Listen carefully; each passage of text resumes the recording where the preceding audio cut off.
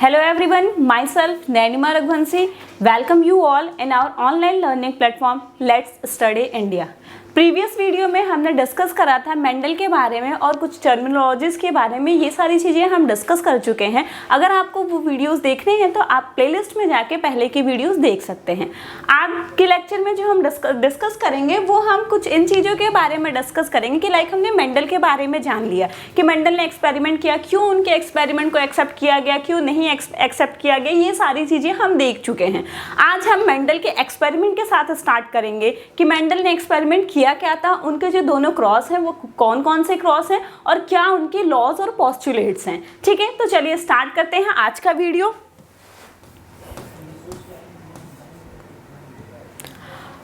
Postulates of Mendel. अगर हम Mendel के पोस्टुलेट की बात करें तो मेंडल ने जो पोस्टुलेट दिए थे वो 4 पोस्टुलेट दिए थे। ठीक है, चारों पोस्टुलेट्स क्या कहते हैं ये देख लेते हैं। जो मेंडल ने एक्सपेरिमेंट करा था, मेंडल का एक्सपेरिमेंट क्या था? मेंडल का एक्सपेरिमेंट ये था कि उन्होंने हेरिडिटी को प्रूव करने के लिए एक मोनोहाइब्रिड क्रॉस दिया था और एक डाई हाइब्रिड क्रॉस दिया था। मोनोहाइब्रिड क्रॉस बोले तो मोनो मतलब सिंगल एंड डाई मतलब डबल। ठीक है, जब किसी एक सिंगल कैरेक्टर को लेके हम कोई क्रॉस कराते हैं जिससे हम हेरिडिटी को प्रूव करते हैं तो उस टाइप के क्रॉस को हम मोनोहाइब्रिड क्रॉस कहते हैं। और जब यही क्रॉस हम क्या करते हैं, किसी दो कैरेक्टर को एक साथ लेके चलते हैं, साइमल्टेनियसली दो कैरेक्टर्स को लेके चल रहे हैं, उनके बीच में क्रॉस करा रहे हैं, प्रोजेनिस को देख रहे हैं कि क्या क्या रेशियो आने के चांसेस हैं, then this type of cross is called as dihybrid cross. तो मेंडल के जो पोस्टुलेट्स थे, मेंडल ने 4 पोस्टुलेट दिए थे। ये पोस्टुलेट जो थे इनके एक्सपेरिमेंट पे बेस्ड था। चारों पोस्टुलेट्स क्या कहते हैं ये देख लेते हैं।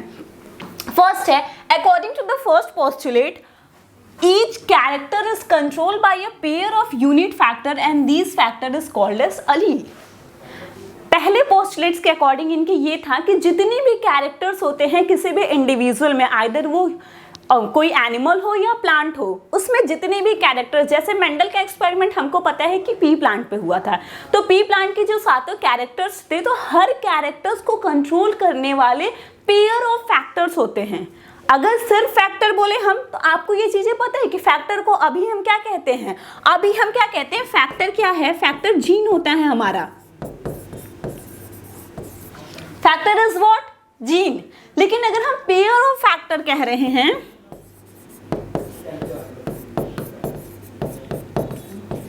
तो हम किसकी बात कर रहे हैं, तो हम अलील्स की बात कर रहे हैं, क्योंकि हमको पता है कि एक जीन में क्या होते हैं, पेयर ऑफ अलील्स होते हैं। ठीक है, पेयर ऑफ अलील्स मिलके ही एक जीन्स बनाते हैं। तो पहले पोस्टुलेट के अकॉर्डिंग यही था कि फर्स्ट पोस्टुलेट के अकॉर्डिंग जो भी कैरेक्टर होते हैं is control by a pair of unit factor.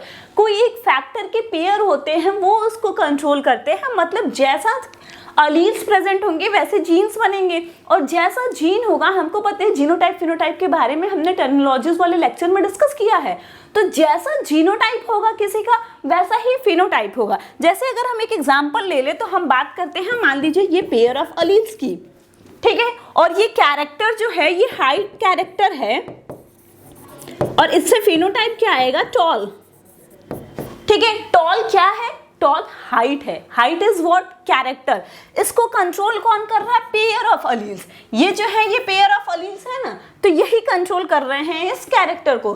तो मेंडल का फर्स्ट पोस्टुलेट जो है वो यही कहता है कि जो भी कैरेक्टर्स होते हैं वो कंट्रोल होते हैं किससे, पेयर ऑफ यूनिट फैक्टर, और इसी यूनिट फैक्टर के पेयर्स को हम क्या कहते हैं, हम अलील्स कहते हैं। ठीक है, ये तो इतनी बात होगी। नाउ सेकंड क्या है, सेकंड पोस्टुलेट क्या है? सेकंड पोस्टुलेट के अकॉर्डिंग बात करें, इफ 2 डिस्क्रीट यूनिट और factor present and individual only one, यहाँ पे एन होगा, individual only one of them express itself and called as dominant factor while those which not express itself is called as recessive factor। पहला postulate ये था कि पहली बात कि कोई भी कैरेक्टर अगर देखना है तो उस कैरेक्टर के लिए प्रेजेंट क्या होगा, तो भैया उस कैरेक्टर के लिए पेयर्स ऑफ अलील्स होंगे, जैसा पेयर ऑफ अलील होगा वैसा कैरेक्टर होगा। तो सेकंड पोस्टुलेट उसी से रिलेटेड, चारों को एक दूसरे से रिलेट करके देखते चलिए, आपको समझ में आएगा। सेकंड क्या कहता है कि पेयर ऑफ अलील्स हैं, क्या है, पेयर ऑफ अलील्स हैं, न कि सिंगल हैं। ठीक है। लेकिन यहाँ पे बात क्या हो रहा है कि पेयर ऑफ अलील्स हैं, तो मान लीजिए कि दो डिफरेंट टाइप के अलील्स हैं, ये कैपिटल टी हो गया, ये स्मॉल टी हो गया, दो डिफरेंट टाइप के अगर अलील्स प्रेजेंट हैं किसी एक पेयर में, तो उसमें से एक अलील ऐसा होगा जो अपने इफेक्ट को एक्सप्रेस कर पाएगा और एक अलील ऐसा होगा जिसका इफेक्ट हमें देखने को नहीं मिलेगा। तो जो अलील ऐसा होगा जिसका इफेक्ट हमें देखने को मिलेगा वो डोमिनेंट अलील कहलाएगा, वही जो दूसरा वाला होगा जिसका इफेक्ट हमें देखने को नहीं मिलेगा वो क्या कहलाएगा, वो रेसेसिव अलील कहलाएगा। पहले पोस्टुलेट के अकॉर्डिंग कोई भी कैरेक्टर होगा उसको कंट्रोल करने के लिए पेयर ऑफ अलील्स होंगे, और ठीक है, मतलब पेयर ऑफ यूनिट फैक्टर्स होंगे जिनको हम अलील्स कहेंगे। और वो अलील में अगर दो टाइप के, मतलब किसी भी पेयर में दो डिफरेंट टाइप के अलील्स, जैसे ये क्या है, अगर हम ये लिख देते हैं तो ये सेम टाइप की होमोजाइगस हो जाएगा। लेकिन बात सेकंड पोस्टुलेट जो है वो हेटेरोजाइगस की बात हो रही है।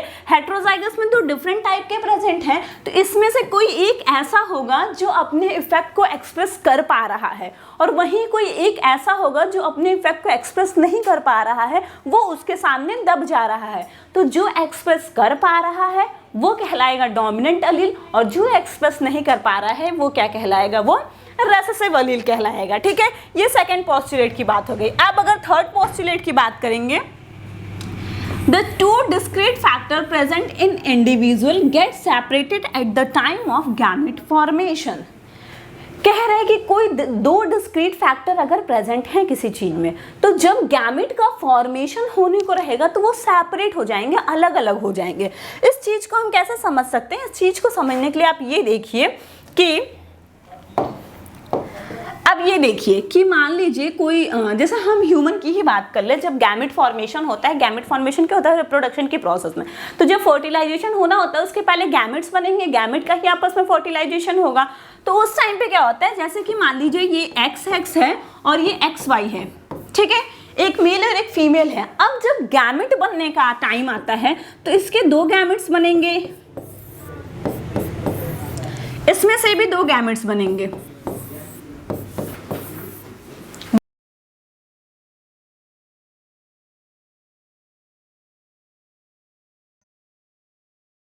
इसमें से कोई एक ही आएगा, मतलब इसमें से इन दोनों में से कोई एक आएगा, कोई भी आए होगा X से, इन दोनों में से भी कोई एक आएगा, या तो X आए या तो Y आए, दोनों नहीं आएंगे। ठीक है, तो क्या हो रहा है, देखिए दोनों साथ में प्रेजेंट है, ये भी साथ में प्रेजेंट है, ये भी साथ में प्रेजेंट है। लेकिन बात जब आती है गैमेट फॉर्मेशन की, जब बात गैमेट फॉर्मेशन पे आती है तो ये दोनों जो साथ में प्रेजेंट है वो सेपरेट हो जाते हैं। ठीक है, तो कहने का मतलब यही है कि जब अभी तक साथ में कोई भी डिस्क्रीट फैक्टर है, लेकिन जब गैमेट फॉर्मेशन का टाइम आता है तो वो फैक्टर्स जो होते हैं सेपरेट हो जाते हैं। पहले पोस्टुलेट में क्या कहा गया, पहले पोस्टुलेट में कहा गया कि किसी भी कैरेक्टर को कंट्रोल करने के लिए पेयर ऑफ यूनिट फैक्टर्स होते हैं जिनको हम अलील्स कहते हैं। अब अलील एक टाइप का है, होमोजाइगस है, देन नो प्रॉब्लम।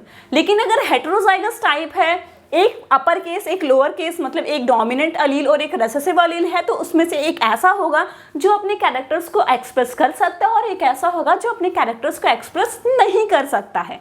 तो जो एक्सप्रेस कर सकता है वो क्या कहलाएगा, डोमिनेंट अलील, और जो एक्सप्रेस नहीं कर सकता है वो क्या कहलाएगा, वो रेसेसिव अलील कहलाएगा। ये दूसरा पोस्टुलेट। फिर तीसरा पोस्टुलेट क्या हुआ, थोड़ी और आगे की बात कहेगी कि अब क्या करना है, अब गैमीट का फॉर्मेशन करना है।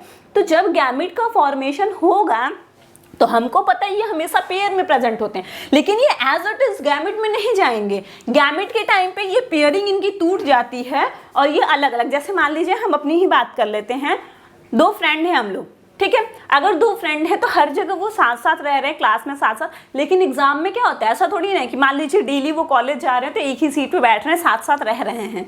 लेकिन एग्जाम में भी क्या ये मिलता है, नहीं, एग्जाम में क्या होना होता है, दोनों को अलग होना होता है, दोनों सेपरेट हो जाते हैं, उसकी सीट कहीं और रहती है, उसकी सीट कहीं और रहती है, उनको सेपरेट होना ही है।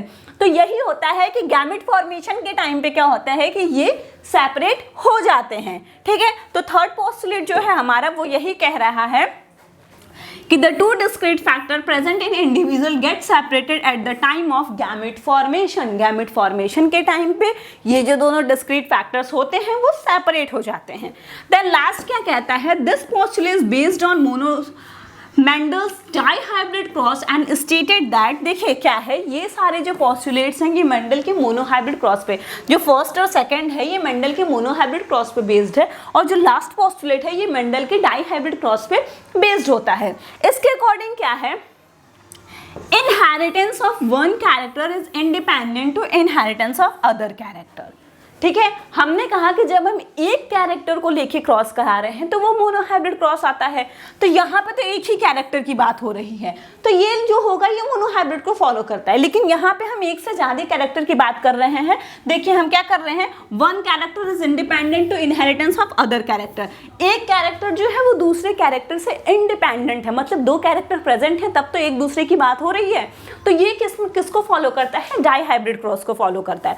और क्या रहा है कि मान लीजिए हम दो लेते हैं डाईहाइब्रिड क्रॉस में, किसी दो कैरेक्टर्स को हमने लिया है, दोनों साथ साथ हैं, तो जरूरी नहीं है कि वो आज साथ साथ हैं, जो जन्म जन्मांतर साथ कहते हैं ना 7 जन्म का बंधन जुड़ गया, वो 7 जन्म तक साथ ही साथ जाएंगे, नहीं, वो पूरी तरीके से स्वतंत्र हैं, इंडिपेंडेंट हैं, वो आज उसके साथ है, कल को वो किसी और के साथ हाइब्रिड जाके बना सकते हैं। ठीक है, क्योंकि क्या होता है कि मान लीजिए कि हम ले लेते हैं ये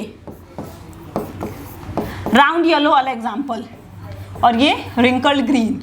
ठीक है, ये राउंड के लिए रिस्पॉन्सिबल है, ये ग्रीन के लिए रिस्पॉन्सिबल है, ये येलो के लिए रिस्पॉन्सिबल है, ये ग्रीन के लिए रिस्पॉन्सिबल है। तो जरूरी नहीं है कि अब क्रॉस होगा तो जहां जहां कैपिटल आर होगा वहां वहां कैपिटल वाई ही होगा, नहीं, कैपिटल आर के साथ स्मॉल वाई भी हो सकता है।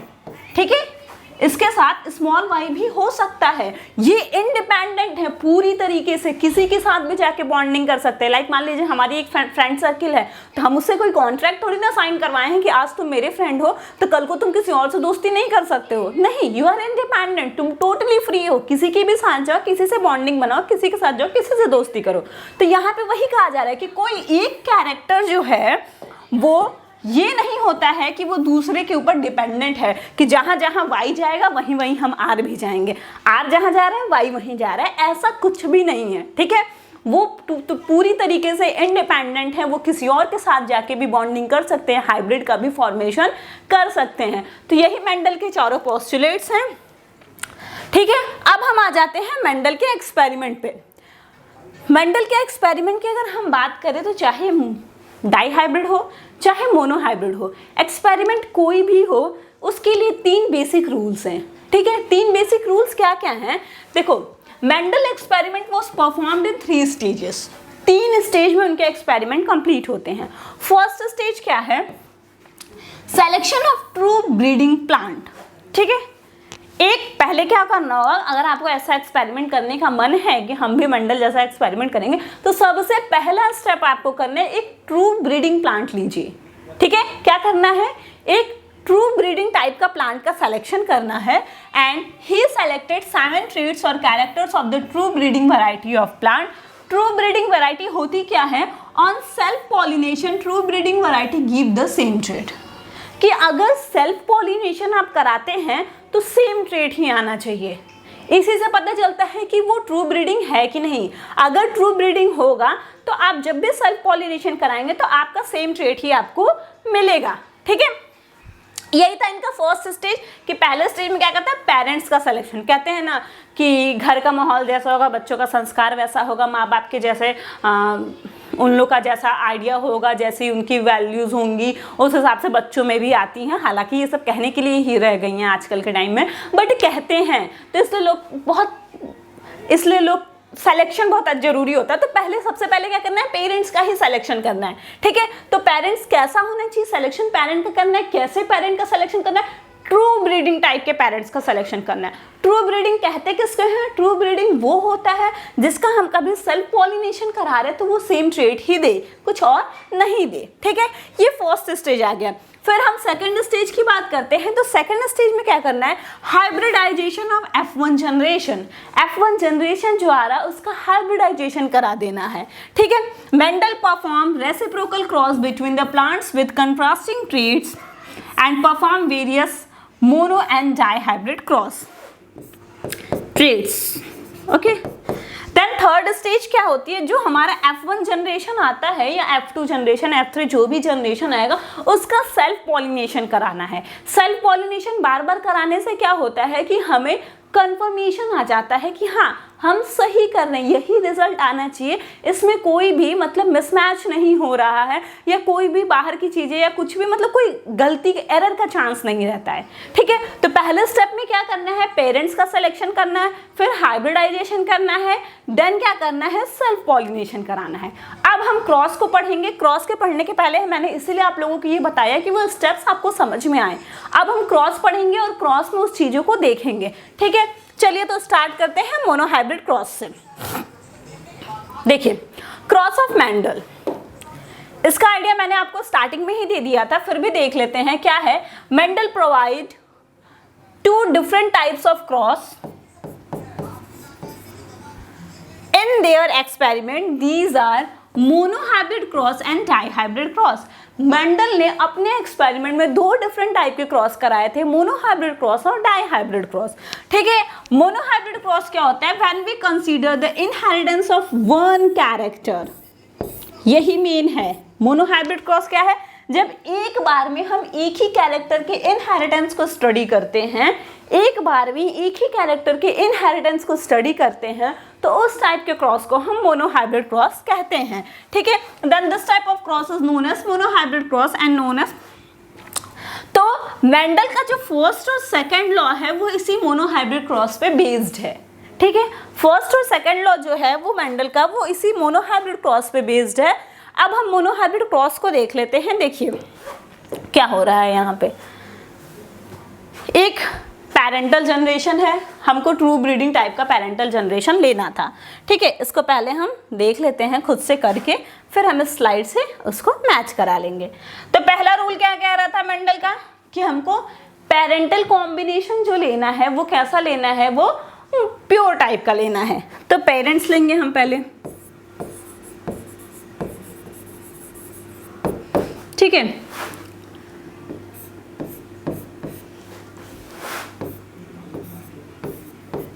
ठीक है, प्योर टॉल है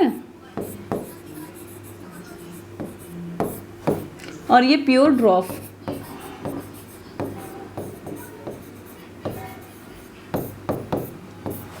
ठीक है, अब हमें क्या करना था, गैमेट फॉर्मेशन। और देखिए मेंडल का वो पोस्टुलेट याद करिए, गैमेट फॉर्मेशन के टाइम पे क्या होगा, ये दोनों सेपरेट हो जाएंगे।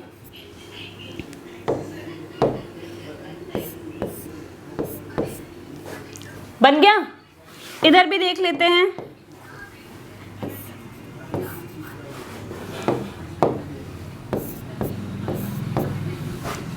हो गया, अब क्या करना है, इनका हाइब्रिडाइजेशन करा देना है।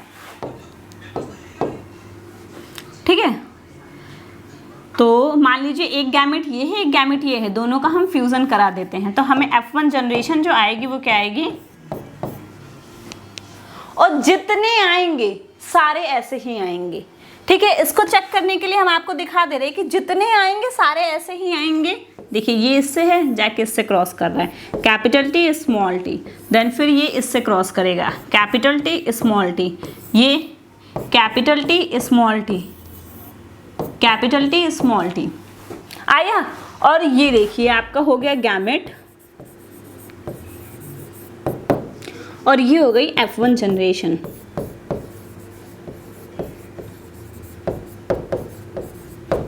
ठीक है, ये हो गया गैमेट और ये हो गया F1 जनरेशन। अब देखिए सारे कैसे आ रहे हैं ये। अब मेंडल के सेकंड पोस्टुलेट को याद करिए कि अगर हेटेरोजाइगस कंडीशन है तो उसमें अगर एक डोमिनेंट एक रेसेसिव प्रेजेंट है, तो जो डोमिनेंट होगा कैरेक्टर्स हमेशा क्या होंगे, उसी के शो होंगे, कैरेक्टर्स क्या होंगे, उसी के। तो इसमें भी एक डोमिनेंट है, इसमें भी एक डोमिनेंट है, इसमें भी एक डोमिनेंट है, इसमें भी एक डोमिनेंट है। ठीक है, तो ये भी कैसा होगा, टॉल, ये भी कैसा होगा, टॉल, ये भी कैसा होगा, टॉल, और ये भी कैसा होगा, टॉल। तो हम ये कह सकते हैं कि जो F1 जनरेशन की प्रोजेनी आएगी, जो फर्स्ट जनरेशन F1 मतलब फीलियल, ठीक है, फर्स्ट फीलियल जनरेशन जो रहेगा उसमें सारी प्रोजेनीज कैसी रहेंगी, वो टॉल टॉल रहेंगी। क्यों? क्योंकि सारे हेटेरोजाइगस, हमने लिया था प्योर, बट ये क्या प्योर है, ये प्योर टाइप के नहीं है, ठीक है। तो इसमें क्या हो रहा है कि सारे कैसे आएंगे, टॉल टॉल टॉल टॉल आएंगे। तो F1 जनरेशन जो आएगी सारी टॉल आएगी। इसके बाद मेंडल के दिमाग में एक बात आता है कि भाई अब क्या है, उनको जीनोटाइप तो दिख नहीं रहा है कि टॉल आया है, बस फिनोटिपिकली वो देख पा रहे हैं कि मॉर्फोलॉजिकली वो देख पा रहे हैं कि सारे प्लांट टॉल टॉल आ गई हैं, बट उनको ये थोड़ी ना दिख रहा है कि अंदर की जीन्स कैसी हैं। तो यहाँ पे मेंडल के दिमाग में आता है कि अरे यार ये क्या हो गया, ठीक है, मैंने तो ये भी लिया था, लंबे वाले को भी लिया था और ड्वार्फ मतलब नाटे वाले को भी लिया था, अब जो हमें जनरेशन मिली है सारे लंबे लंबे ही मिले, तो ये कहाँ गया, ठीक है, तो ये कहाँ गया।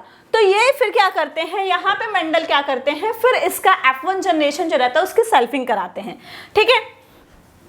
एक मिनट, इतना समझ में आ गया होगा। फिर यहाँ पे क्या करते हैं, मेंडल F1 जनरेशन की सेल्फिंग कराते हैं। तो F1 जनरेशन क्या आया है, ये और ये, ठीक है। तो सेल्फिंग मतलब उसका सेल्फ क्रॉस कराना है, जो है उसी से क्रॉस करा देना है। तो अब देखिए यहाँ पे क्या हो रहा है, capital T small t, capital T small t, यही 4 गैमेट्स बनेंगे। कैपिटल T हो जा रहा है, कैपिटल T स्मॉल t हो जा रहा है, capital T small t, small t small t। अब यहाँ पे जब मेंडल आते हैं और जब यहाँ पे मॉर्फोलॉजी स्टडी करी जाती है तो ये टॉल दिखता है, ये भी टॉल दिखेगा, ये भी टॉल दिखेगा, और ये क्या दिखता है, ड्वार्फ। अब मेंडल के दिमाग में आता है कि यार ये क्या कोई जादू हो रहा है, कोई मैजिक हो रही है कि जो हमें F1 जनरेशन, हम पेरेंटल कॉम्बिनेशन जो लिए थे वो हमें F1 जनरेशन में तो देखने को नहीं मिली, एक उसमें से देखने को नहीं मिली, लेकिन वो F2 जनरेशन में वापस से दिख गई। तो यहाँ पे मेंडल को दिमाग में आता है कि यार कुछ तो है इसमें। तो फिर जब वो जीनोटाइप की स्टडी करते हैं तो उनको पता चलता है कि ओ, एक जो है वो डोमिनेंट टाइप का है, एक रेसेसिव टाइप का है, और जब डोमिनेंट के साथ रेसेसिव प्रेजेंट रह रहा है तो वो अपने इफेक्ट को शो नहीं कर पा रहा है, और वही वो रेसेसिव जीन जब एक बार फिर से होमोजाइगस कंडीशन में आ जा रहा है तो वो फिर से अपने इफेक्ट को शो करने लग रहा है। तो यहीं से कॉन्सेप्ट आता है डोमिनेंट और रेसेसिव का, ठीक है, यहीं से कॉन्सेप्ट जो आता है वो डोमिनेंट और रेसेसिव का आता है। अब आप इस चार्ट में भी देख सकते हैं, देखिए पेरेंटल कॉम्बिनेशन क्या लिया, capital T small t, gamete formation क्या, कैपिटल T यहाँ पे स्मॉल t, जब दोनों का क्रॉस कराया मतलब हाइब्रिडाइजेशन जब कराया तो हाइब्रिडाइजेशन में ये वाला आया और ये कैसे रहेंगे, सारे टॉल रहेंगे। फिर उसके बाद जब F2 जनरेशन, फिर हमने क्या पढ़ा था, third step is what, selfing of F1। अब हम क्या कराते हैं, सेल्फिंग करा देते हैं, F1 का सेल्फिंग कराया तो एक कैपिटल T, एक capital T small t, capital T small t और स्मॉल t, ये आ जा रहा है। तो यहाँ पे एक क्वेश्चन आता है कि व्हाट इज द रेशियो क्या आ रहा है, और रेशियो कितने टाइप के होते हैं, 2 टाइप के होते हैं, एक होता है फिनोटाइपिक रेशियो और एक होता है genotypic ratio. Phenotypic ratio is what, जो हमें मॉर्फोलॉजी अपीयर हो रही है, ठीक है, क्रॉस करने के बाद मॉर्फोलॉजी जो दिख रही है वो फिनोटाइपिक रेशियो में आएगा, और जब उसके अंदर जीन्स की स्टडी करेंगे then this is the genotypic ratio. तो यहाँ से जब उन्होंने मॉर्फोलॉजी देखा तो उनको समझ में आया कि यार 3 लंबे हैं और 1 छोटा है, तो फिनोटाइपिक रेशियो क्या आ जाता है, 3:1। 3 कैसे हैं, टॉल, और 1 कैसा है, ड्वार्फ। और वहीं अगर जीनोटाइपिक रेशियो की बात करें तो जीनोटाइपिक रेशियो आता है 1:2:1। क्यों 1:2:1 आ रहा है, क्योंकि हम देख लें अगर तो हमारा जो आ रहा है प्रोजेनी जो आ रही हैं वो क्या क्या आ रही हैं, देखिए capital T small t, capital T small t, ठीक है, ये एक जैसा है, प्योर टॉल है, ये हेटेरोजाइगस टॉल है, और ये प्योर ड्वार्फ है। ये दोनों पेरेंटल कॉम्बिनेशन है और ये हमें क्या मिल रहा है, एक नया कॉम्बिनेशन देखने को मिल रहा है। तो अगर हम जीन्स की बात करें तो ये जीन्स जो हैं वो एक जैसे हैं, ये दोनों के जीन्स एक जैसे हैं, इसका जीन्स अपना है। तो 1:1, तो 1:2:1 ये मोनोहाइब्रिड क्रॉस के रेशियोज हैं, ठीक है। तो उम्मीद करते हैं आपको मोनोहाइब्रिड क्रॉस समझ में आया होगा। चलिए आगे बढ़ते हैं, देखते हैं आगे क्या है, ठीक है। अब मोनोहाइब्रिड क्रॉस को जब हम देख लेते हैं तो हम आते हैं फर्स्ट लॉ ऑफ मेंडल, क्योंकि मैंने बताया यहीं से मेंडल के दिमाग में डोमिनेंस और रेसेसिव का बात आने लगा, ठीक है। तो इसी के बेसिस पे मेंडल ने क्या किया, फर्स्ट लॉ ऑफ डोमिनेंस को दिया, जिसमें क्या था, law of dominance stated that when two contrasting allele for a characters comes together in an organism only one is expressed completely and show visible effect while other not show any characters, this is called as law of dominance. वही चीज है कि जब दो heterozygous condition रहेगी और जब दो अलील्स एक साथ प्रेजेंट रहेंगे तो उसमें क्या होता है कि उसमें क्या हो जाएगा कि एक जो होगा वो अपने इफेक्ट को कंप्लीटली एक्सप्रेस कर पाएगा और एक जो होगा उसका इफेक्ट हमें देखने को नहीं मिलेगा, और इसी को हम कह देते हैं लॉ ऑफ डोमिनेंस। जो जिसका इफेक्ट देखने को मिल रहा है वो डोमिनेंट और जिसका इफेक्ट देखने को नहीं मिल रहा है वो क्या कहलाएगा, रेसेसिव।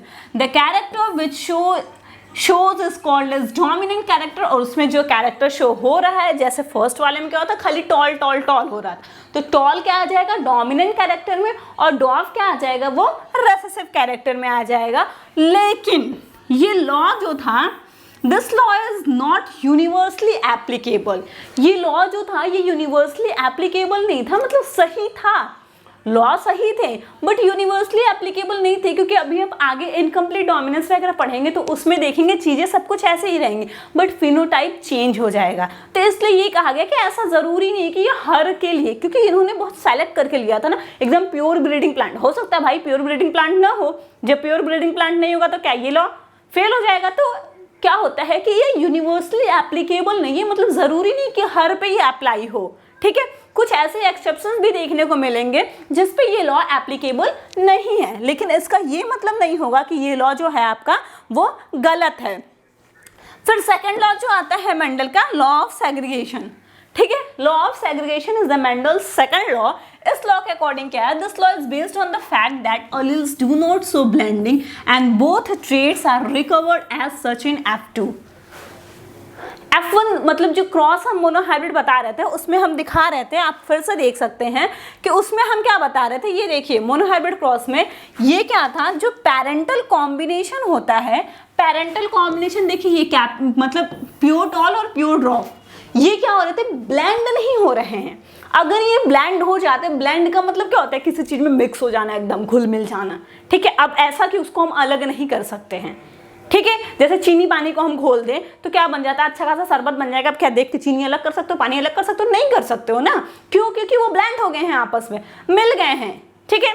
अगर हम कलर का पाउडर ले लें, कई कलर्स के पाउडर को ले लें और आपस में मिला दें, ठीक है, जैसे गुलाल जो आता है, अगर कई कलर के गुलाल को आपस में मिला दो तो क्या आप हर कलर के गुलाल को अलग अलग कर सकते हो, नहीं, क्यों नहीं कर सकते, क्योंकि हमने उसको ब्लेंड कर दिया, आपस में मिला दिया। तो ब्लेंडिंग यही होता है कि किसी भी चीज़ का किसी चीज़ के साथ सुटेबल वे में कंबाइन हो जाना, मिल जाना। तो अगर ब्लेंडिंग हो गई होती तो हमें ये F2 जनरेशन में वही पेरेंटल कॉम्बिनेशन देखने को कैसे मिलता, नहीं मिलता। तो यही कहता है लॉ ऑफ सेग्रीगेशन कि वो सेग्रीगेट हो जाते हैं, वो क्या करते हैं ना, आपस में ब्लेंडिंग नहीं शो करते हैं, जिसकी वजह से क्या होता है कि F2 में हमें वो एज सच दिखते हैं, ठीक है। लॉ ऑफ सेग्रीगेशन यही कहता है, according to this law when two different alleles present together, जब दो डिफरेंट टाइप के अलील्स एक साथ प्रेजेंट होते हैं, then they are not intermix और ब्लेंडेड विथ ईच अदर, तो वो एक दूसरे से इंटरमिक्स या ब्लेंड नहीं होते हैं। And at that time of gamete formation they separated with each other, this is known as, और गैमेट फॉर्मेशन के टाइम पे वो सेपरेट हो जाते हैं। और इसका एग्जांपल देखना हो तो हमें ये भी दिखता है कि F2 जनरेशन में हमें पेरेंटल कॉम्बिनेशन भी देखने को मिलता है, और इसी को हम क्या कहते हैं, लॉ ऑफ सेग्रीगेशन। ब्लेंडिंग का मतलब मैंने बताया अभी, to combine with something in a suitable way, किसी के साथ या किसी चीज़ के साथ कोई चीज़ का कंबाइन होना एक सुटेबल वे में इज नोन एज ब्लेंडिंग, ठीक है। क्या है, this law is universal law because it is applicable for all types of sexually reproducing organism, ठीक है। क्या हो रहा था, मेंडल का जो फर्स्ट लॉ था, लॉ ऑफ डोमिनेंस, वो यूनिवर्सली एप्लीकेबल नहीं था, बट ये जो सेकंड लॉ है, लॉ ऑफ सेग्रीगेशन, ये यूनिवर्सल लॉ है, क्योंकि जितने भी सेक्सुअल रिप्रोड्यूसिंग ऑर्गेनिज्म हैं उन सब पे ये लॉ फॉलो होता ही होता है, ठीक है। तो आपको ये चीज़ें समझ में आई होंगी। अब आइए देख लेते हैं मेंडल्स की डाई हाइब्रिड क्रॉस को, ठीक है। डाई हाइब्रिड क्रॉस क्या है, a cross in which we study inheritance of two characters simultaneously. जब हम एक साथ साथ दो कैरेक्टर्स के इनहेरिटेंस को पढ़ते हैं, then this type of cross is known as dihybrid cross. ठीक है, और इस टाइप के क्रॉस को हम क्या कहते हैं? Dihybrid cross. Mendel wanted to observe affect of one pair of allele on another in a heterozygous organism. Mendel क्या करना चाहते थे? एक मतलब जो अलील है उसका एक पेयर ऑफ अलील को इफेक्ट दूसरे पेयर ऑफ अलील्स पे देखना चाहता था, इसलिए इन्होंने डाइहाइब्रिड क्रॉस को परफॉर्म किया. और जो मेंडल का थर्ड लॉ रहेगा वो इसी डाइहाइब्रिड क्रॉस पे बेस्ड रहेगा. तो यहाँ पे आपको एक चार्ट दिख रहा होगा डाइहाइब्रिड क्रॉस का. अब देखिए यहाँ पे क्या हो रहा है, क्या क्या हमने लिया है? सीड शेप, और मेंडल के वो वाला याद है जिसमें मैंने सातों कैरेक्टर्स और उनके कंट्रास्टिंग ट्रेड्स बताया था. तो सीड का शेप भी दो टाइप का था, राउंड और रिंकल. देखिए कैपिटल आर जो है ये किसके लिए रिस्पॉन्सिबल है? राउंड के लिए. स्मॉल आर जो है वो किसके लिए रिस्पॉन्सिबल है? रिंकल्ड के लिए. ठीक है, कैपिटल आर राउंड के लिए और स्मॉल आर जो है वो रिंकल्ड के लिए. एक कैरेक्टर तो सीड शेप हो गया. अब हम दूसरा कैरेक्टर क्या ले रहे हैं? Seed colour.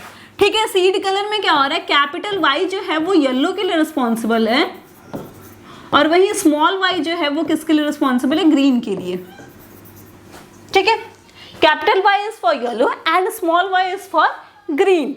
ये इन्होंने लिया और हम देख रहे हैं दो कैरेक्टर इन्होंने एक साथ में लिया, एक सीड शेप और दूसरा सीड कलर. ठीक है, अब क्रॉस को हम देखते हैं.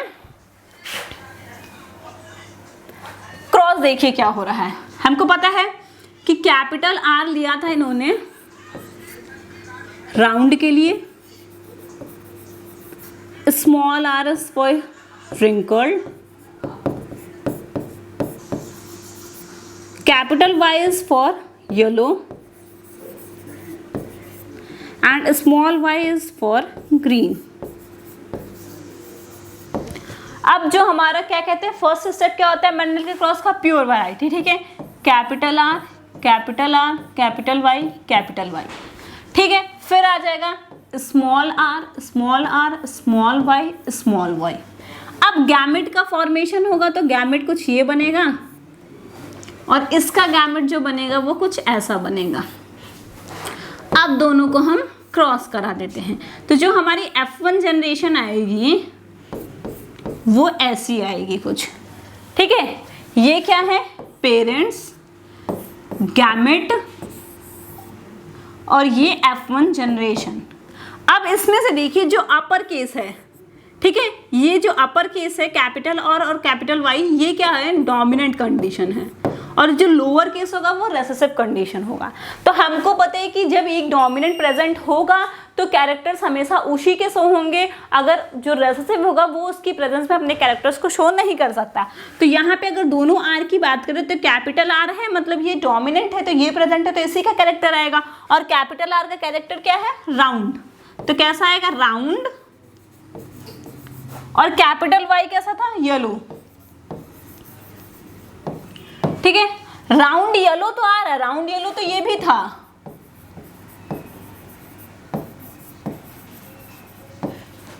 और ये कैसा होगा? Wrinkled green.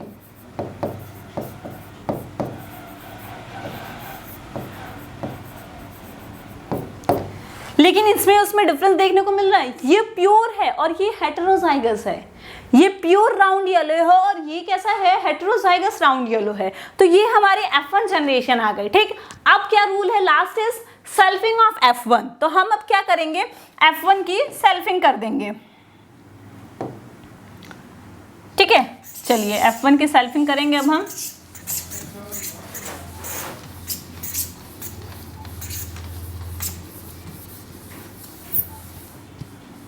इसको यहाँ पर रहने देते हैं जिससे हमें समझने में आसानी रहेगा. तो F1 आया क्या है? F1 आया था हमारा capital R small R capital Y small Y और इसका क्रॉस हमें सेल्फिंग कराना है तो इसी से कराना होगा. ठीक है, अब गैमेट फॉर्मेशन करना है. इसका गैमेट कैसे फॉर्म होगा? तो सबसे बड़ा ये याद रखिएगा. देखिए ऐसे लिख लीजिएगा, कैपिटल आर के साथ एक कैपिटल वाई, फिर कैपिटल आर के साथ एक स्मॉल वाई, ठीक है। फिर एक बार स्मॉल आर के साथ एक कैपिटल वाई और स्मॉल आर के साथ एक स्मॉल वाई, ठीक है। ऐसे नहीं तो ऐसे कर लीजिए, एक 2 बार कैपिटल आर लिख लीजिए और 2 बार स्मॉल आर लिख लीजिए। एक बार इसके साथ capital Y small Y, capital Y small Y, ठीक है। ये आपका गैमेट फॉर्मेशन का हो जाएगा, ठीक है।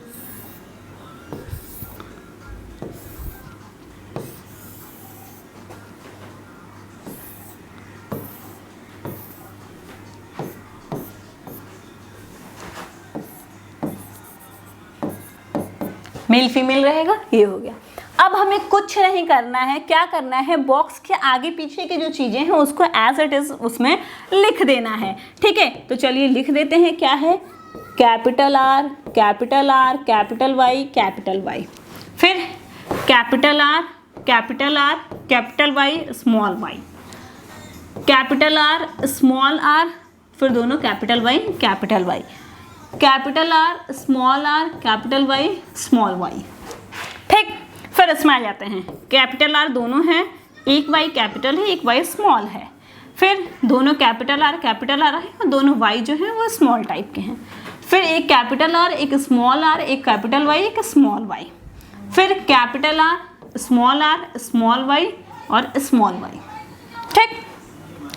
कैपिटल आर स्मॉल आर, फिर दोनों वाई जो होंगे वो कैपिटल टाइप के होंगे, कैपिटल आर एक कैपिटल वाई एक small Y, small R capital Y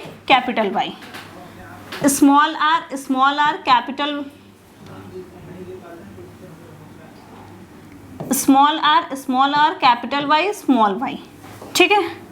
capital R capital Y small Y, capital R small Y, फिर small R capital Y small Y, और इसमें स्मॉल आर कैपिटल वाई। अब देखने वाली चीज़ क्या है, पैरेंटल कॉम्बिनेशन दिख रहा है, ठीक है। तो ये क्या हो जाएगा, round yellow, capital R is for round, capital Y is for yellow. फिर यहाँ पे दोनों कैपिटल आर है तो राउंड हो जाएगा, एक कैपिटल वाई है तो भाई डोमिनेंट है तो शो ही करेगा, फिर ये भी राउंड येलो आ जाएगा। यहाँ पे भी एक कैपिटल आर एक कैपिटल वाई है तो ये भी राउंड येलो आ जाएगा, फिर ये है तो राउंड येलो, ठीक। अब यहाँ पे भी देखिए कैपिटल आर कैपिटल वाई है round yellow, capital R capital Y है round yellow, capital R capital Y है तो राउंड येलो आएगा ही। ये चारों भी राउंड येलो रहेंगे, ये चारों भी राउंड येलो रहेंगे, 8 राउंड येलो हो गया, ठीक है। फिर देखिए कैपिटल आर से राउंड तो हो गया, लेकिन स्मॉल वाई से क्या था यहाँ पे, ग्रीन, तो ये कैसा आएगा, राउंड ग्रीन, ठीक है। ये भी राउंड येलो आ जाएगा, ठीक है। ये देखिए राउंड ग्रीन, ठीक। फिर इसकी बात करते हैं तो राउंड येलो, फिर इसकी बात करते हैं तो ये small R is for wrinkled yellow, ये आ जाएगा, ये भी रिंकल्ड येलो, और ये आ जाएगा आपका राउंड ग्रीन, और ये आ जाएगा रिंकल्ड येलो, ठीक है। और ये तो आएगा ही रिंकल्ड ग्रीन जो हमने लिया था, ठीक। तो अब इसी बेसिस पे हम ये क्रॉस, यहाँ पे देखिए सारी चीजें वही हैं, बिल्कुल सेम आया है। तो अगर हम इसके रेशियो को काउंट करते हैं तो देखिए राउंड येलो वाले कितने हैं, राउंड येलो 1 2 3 4 5 6 7 8 9, ठीक है। तो कितने आ जाएंगे, 9, ठीक। फिर इसके बाद रिंग का राउंड ग्रीन को देख ले, 1 2 3, ठीक है, 3। देन फिर अगर हम इसको देख लेते हैं रिंकल्ड येलो को, 1 2 3 और एक ये वाला पेरेंटल वाला 1। तो जो इसका रेशियो आता है फिनोटाइपिक रेशियो 9:3:3:1, ठीक है। क्या आएगा, 9:3:3:1। और यही अगर इसके जीनोटाइपिक रेशियो की बात करते तो इसका जीनोटाइपिक रेशियो जो होता है वो थोड़ा सा लंबा होता है, और वो होता है, बता दे रहे हैं हम आपको, देखिए